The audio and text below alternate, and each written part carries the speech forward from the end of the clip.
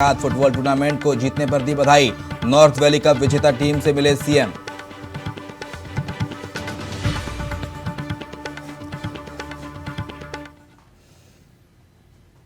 नमस्कार, बहुत स्वागत है आपका। देवभूमि समाचार देख रहे हैं आप। मैं हूं आपके साथ शिवम सोनी। उत्तराखंड को G20 की इन बैठकों के माध्यम से नई पहचान मिलने जा रही है। रामनगर में मंगलवार को G20 की पहली बैठक शुरू हुई। इसमें चीफ साइंस एडवाइजर की थीम पर 29 देशों के 58 प्रतिनिधि मंथन करते नजर आएंगे। G20 की इन बैठकों से उत्तराखंड को देश ही नहीं बल्कि विश्व के मानचित्र पर नई पहचान मिलेगी। साथ ही इन बैठकों के जरिए उत्तराखंड के लोकल उत्पादों को एक मंच मिलेगा जो यहाँ के आवाम की आर्थिक दशा को सुधारने में सहायक सिद्ध होगा। रिपोर्ट आप देखिए।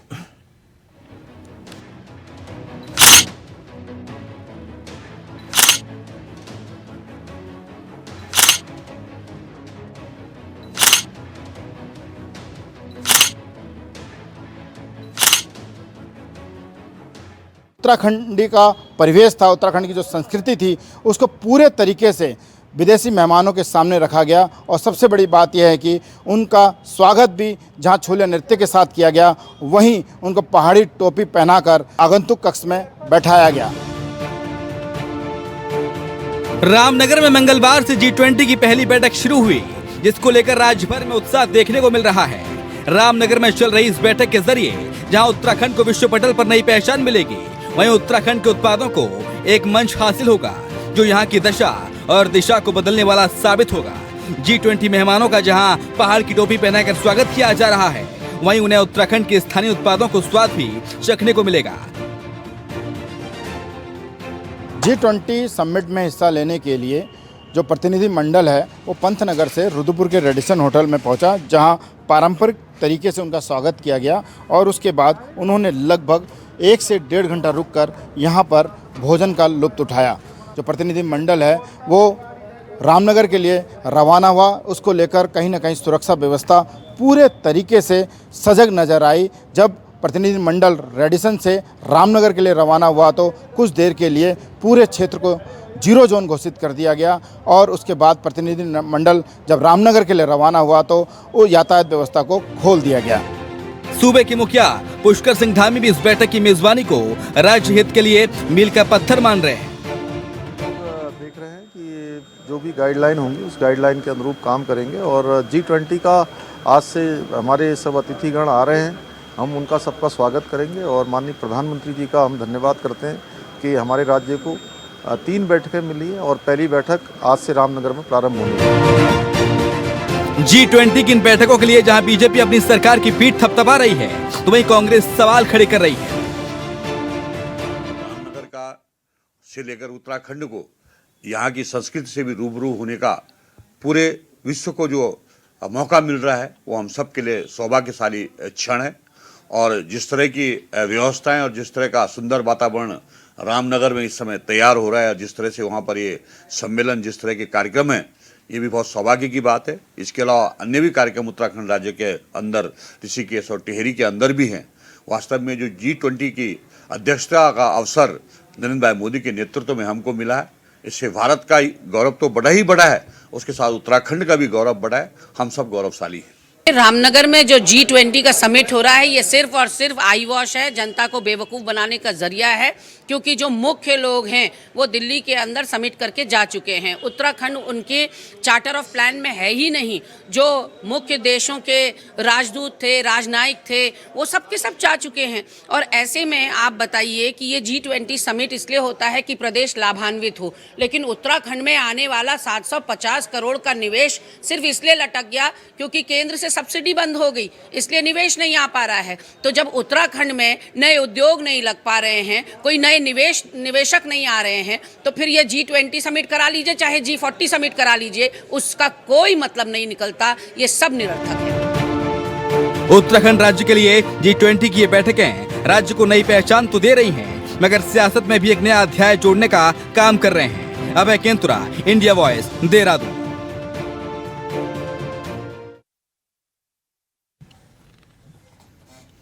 G20 का प्रतिनिधि मंडल उत्तराखंड पहुंच चुका है और इस दौरान उन्होंने रेडिसन होटल में लंच किया। क्या कुछ व्यवस्था की गई, इसको लेकर होटल के मैनेजर से खास बातचीत की हमारे संवाददाता भरत शाह ने।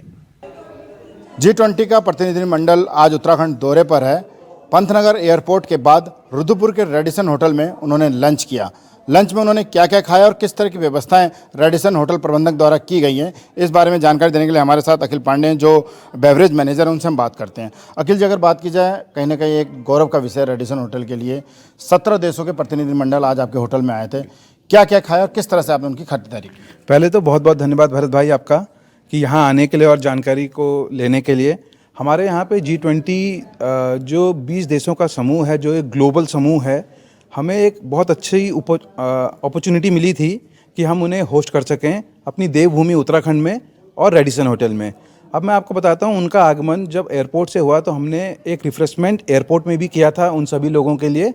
उसके बाद उनका प्रस्थान रेडिसन होटल हमारे प्रेमिसेस में हुआ, जहाँ पे हमने उनके लिए डिफरेंट प्रकार के व्यंजनों का आयोजन किया था, जिसमें हमारी कुमाऊनी क्यूजीन को काफ़ी लोगों ने पसंद किया। मैंने सारे टेबलों में जाके सारे प्रतिनिधियों से उनसे पूछा कि आपको खाने की क्वालिटी कैसे लगी, तो सबका प्रेफरेंस है कि कुमाऊनी फूड हम उन्हें बहुत अच्छा लगा।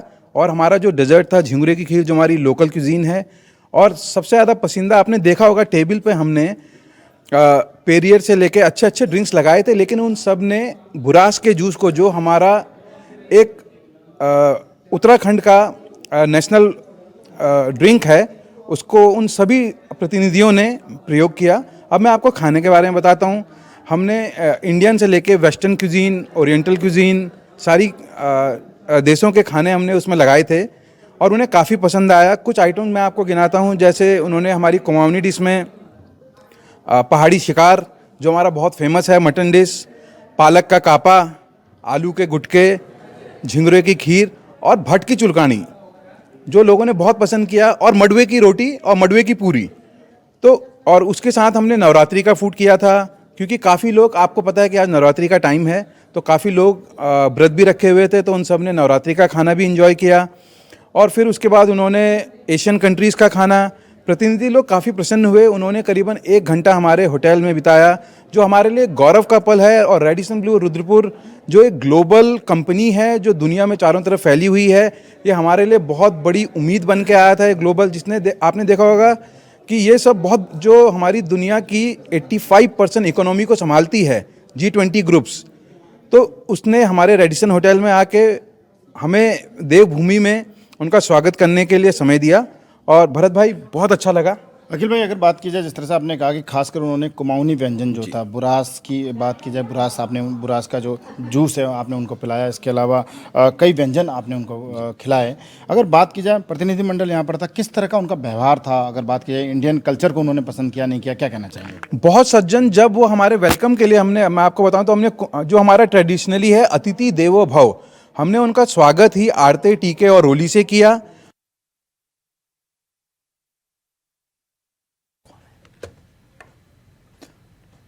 तो इसी खबर पर ज्यादा जानकारी के लिए हमारे साथ हमारे सहयोगी रोहित गोस्वामी इस वक्त लाइव जुड़ गए हैं। रोहित, G20 को लेकर तमाम तैयारियां की गई हैं, 56 लोग आए हुए हैं विदेश से, 56 मेहमान, तमाम तैयारियां, भव्य स्वागत किया गया। फिलहाल क्या कुछ स्थिति है और G20 की बैठक को लेकर और क्या तैयारियां अपने अंतिम चरण में हैं? रोहित जी, मैं आपको बताऊं कि आज से जो है उत्तराखंड के रामनगर में G20 सम्मेलन जो है आगाज हो चुका है और 3 दिवसीय इस सम्मेलन का आगाज आज से शुरू हो चुका है। उसको लेके जो डेलीगेट्स हैं वो यहाँ पे पहुंच चुके हैं। उनका जोरदार स्वागत रामनगर के लखनपुर चौक पे किया गया है। 17 देशों के डेलीगेट्स आए हैं। कौन कौन से कंट्रीज से डेलीगेट्स आए हैं? और इसके साथ साथ रोहित, क्या मुख्यमंत्री भी इसमें शामिल होंगे? क्या कुछ तैयारियां हैं? किस तरह से रामनगर को सजाया गया है, संवारा गया है, सुंदरता का ख्याल रखा गया है? जी, मैं आपको बताऊं कि जो विदेशी डेलीगेट्स है और जो G20 में सम्मेलन में प्रतिभाग करने वाले हैं, उसको लेकर रामनगर को जो है तैयार किया गया है। दुल्हन की तरह सजाया गया है, वॉल पेंटिंग की गई है दीवारों में। और आज प्रदेश के मुख्यमंत्री रामनगर पहुंचे थे, जिन्होंने G20 के सम्मेलन की शिखर की तैयारी का जायजा लिया है। 2 दिन तक ये बैठकें चलने वाली हैं रोहित, और इन बैठकों में क्या कुछ खास रहेगा और उत्तराखंड की में और क्या बदलाव आने वाले समय में देखते हैं? क्योंकि उत्तराखंड जैसे राज्य में G20 हालांकि पहली बार देश में हो रहा है, एक बड़ी बात है, गौरव की बात है उत्तराखंड वासियों के लिए। ये कहीं ना कहीं उत्तराखंड वासियों के लिए गौरव की बात है कि G20 सम्मेलन यहाँ रामनगर में हुआ, और जिसमें जो है कल राउंड टेबल यहाँ पे होनी है और उसमें 6 बिंदुओं पर चर्चा होनी है, जिसको लेकर जो है आगे का निर्णय इस बैठक के बाद लिया जाएगा। आप बताएं रोहित, 6 बिंदुओं पर चर्चा हो रही है। एक बार मैं जरा चाहूंगा कि आप विस्तार से बताएं कि जो डेलीगेट्स आए हुए हैं उनके स्वागत से लेके और G20 की जो बैठकें होनी है 30 तारीख तक उस तक को लेकर प्रशासन की ओर से किस तरह से तैयारियां हैं, क्या सुरक्षा व्यवस्था के इंतजाम किए गए हैं और उत्तराखंड के लिहाज से कैसे महत्वपूर्ण हो रहा है? जी मैं आपको बताऊं कि उत्तराखंड के जो पुलिस है और जो प्रशासन है उसने पूरी सुरक्षा की व्यवस्था की है। जो सी एजेंसियां हैं उनको यहाँ पे इनकी सुरक्षा के लिए लगाया गया है, और उसके साथ ही जो है जलवायु परिवर्तन, पर्यावरण, इन मुद्दों पर चर्चा होनी है। इस बैठक में कल राउंड टेबल होनी है और उसमें इन बिंदुओं पर चर्चा होगी। और 30 तारीख की मॉर्निंग में सुबह कॉर्बेट नेशनल पार्क जो है बिजरानी रेंज में जो है बहुत शुक्रिया आपका रोहित तमाम सारी जानकारी के लिए।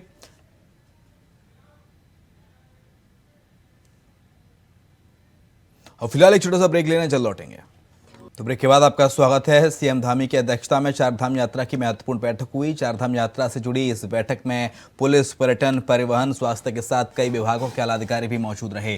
सीएम धामी ने मीडिया से जानकारी साझा करते हुए कहा कि स्थानीय लोगों को चारधाम यात्रा के रजिस्ट्रेशन कराने की कोई जरूरत नहीं है। इसके साथ ही जो भी श्रद्धालु देश विदेश से उत्तराखंड आएंगे सभी को दर्शन करने का मौका मिलेगा। देखिए, चारधाम यात्रा की तैयारी बहुत अच्छे तरीके से चल रही है। सभी व्यवस्थाएं ठीक प्रकार से हों, आने वाले श्रद्धालुओं को, तीर्थयात्रियों को किसी प्रकार से भी कोई परेशानी न हो, उनकी यात्रा अच्छी हो। और पिछले वर्ष से भी और ज़्यादा इंतजामों पर ध्यान दिया गया है। जो पिछले बार कुछ काम और करने थे उनको इस बार प्राथमिकता से करवाया गया है, और लगभग 7 लाख से ज़्यादा अभी तक रजिस्ट्रेशन हो चुके हैं। इसके साथ साथ हमने यात्रा में यह भी तय किया है कि जो स्थानीय लोग हैं वह भी स्थानीय परंपरा के अंतर्गत धामों के दर्शन करने जाते हैं, तो उनको किसी प्रकार का भी रजिस्ट्रेशन या कोई पंजीकरण नहीं कराना होगा। और वहीं जो भी यात्रा में आ रहे होंगे देश भर से, विदेशों से जो भी श्रद्धालु आएंगे, जिनके होटल, रेस्टोरेंट या होम स्टे या कहीं पर भी अगर उनकी पहले से बुकिंग हो गई है तो वो रजिस्ट्रेशन उनका उसी समय करवाया जाएगा। रजिस्ट्रेशन की उनको लिए कोई बाध्यता नहीं होगी। वो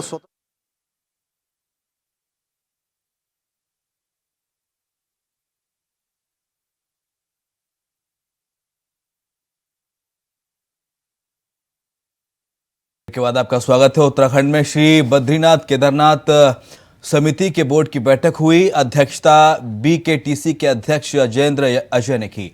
बीकेटीसी के मुख्य कार्याधिकारी योगेंद्र सिंह ने आगामी वित्त वर्ष 2023-24 के लिए 76,25,76,618 रुपए का बजट प्रस्तावित किया। विस्तृत कार्य योजना को भी स्वीकृति दे दी गई और श्री बद्रीनाथ अधिष्ठान के लिए 39,90,57,492 करोड़ और श्री केदारनाथ अधिष्ठान के लिए 36,35,19,126 करोड़ का परिव्यय प्रस्तावित किया गया।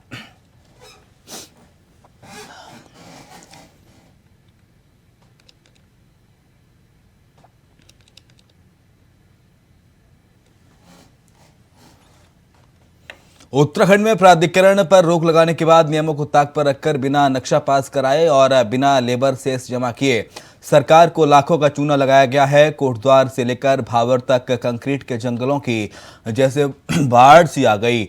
एक के बाद एक कंस्ट्रक्शन करवाए जा रहे हैं।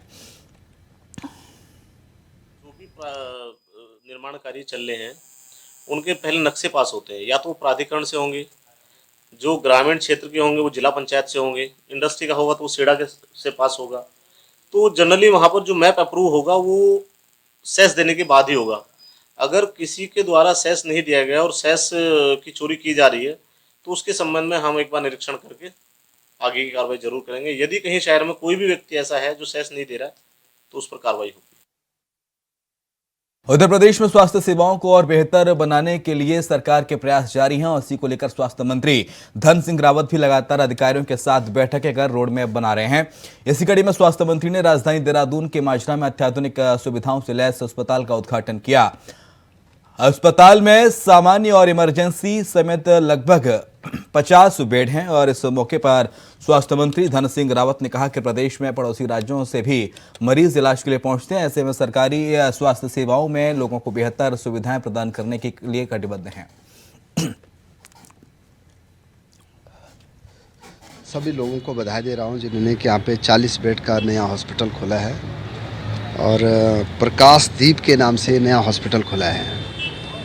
और देहरादून में जितने भी प्राइवेट हॉस्पिटल आ रहे हैं वो काफ़ी अच्छा काम भी कर रहे हैं। मरीजों की संख्या भी हमारे प्रदेश में काफ़ी है। उत्तर प्रदेश के भी बहुत लोग यहाँ आते हैं और हमारे राज्य में अब धीरे धीरे स्वास्थ्य के क्षेत्र में काफ़ी काम हो रहा है। आयुष्मान भारत में भी हम लोगों ने लगभग 7 लाख लोगों का इलाज फ्री करा चुके हैं। 52 लाख लोगों के यहाँ हमारे प्रदेश में कार्ड बन चुके हैं और अभी हम डिजिटल हेल्थ आईडी बना रहे हैं प्रत्येक व्यक्ति की, आभा आईडी।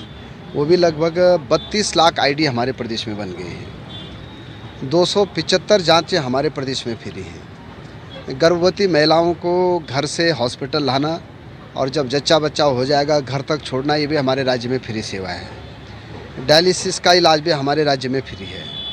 और अब हम 4 धाम के लिए इस बार एयर एम्बुलेंस की सेवा भी फ्री कर रहे हैं। अगर कोई भी मरीज़ अगर 4 धाम में बीमार होता है तो उसको जो है एम्स लाया जा सकता है, मेडिकल कॉलेज में लाया जा सकता है। नमस्कार, आज हमारे नए हॉस्पिटल का हमने यहाँ उद्घाटन किया है। यह हॉस्पिटल का नाम प्रकाशदीप मल्टी स्पेशलिटी हॉस्पिटल है। यह हॉस्पिटल सहारनपुर रोड पर माजरा में स्थित है। यहाँ पर हर तरह की सुविधाएं उपलब्ध हैं। इमरजेंसी, ट्रॉमा केयर, आईसीयू में वेंटिलेटर, सब कुछ सारी सुविधाएं उपलब्ध हैं। फुली मॉड्यूलर ऑपरेशन थिएटर यहाँ पर है जिसमें पूरा लैमिनार फ्लो के साथ हर तरह का ऑपरेशन किया जा सकता है। और हर तरह प्राइवेट रूम भी बहुत अच्छे बनाए गए हैं। और हम यहाँ पर लोगों की सेवा करने के लिए हमने यह हॉस्पिटल खोला है ताकि यहाँ की आसपास की आबादी को इससे फ़ायदा पहुँचे। और देवभूमि समाचार में इतना ही।